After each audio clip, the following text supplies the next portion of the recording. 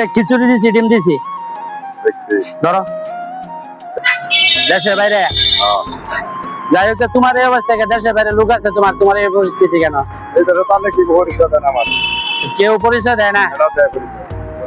আচ্ছা যাই হোক, খাবারটা দিছি, খাবারটা নষ্ট করবো না, অনেক কষ্ট করে খাবার নষ্ট করে অনেকই নষ্ট করে। কথা হয়েছে যে এই যে তোমার হাত পদ্ধতি খাবারটা গেছে, মানে পরিশ্রম করছি, সেটা পরিশ্রমের মূল্য যদি তুমি খাও তাহলে আমি পাবো।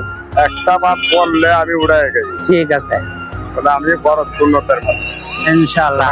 আসসালামু আলাইকুম বন্ধুরা, এই ধরনের মানুষের পাশে যেন একবার খাবার দিতে পারি তাদেরকে, পথচারী মানুষের, আমার পেজটাকে ফলো দিয়ে লাইক করে অবশ্যই পাশে থাকবেন।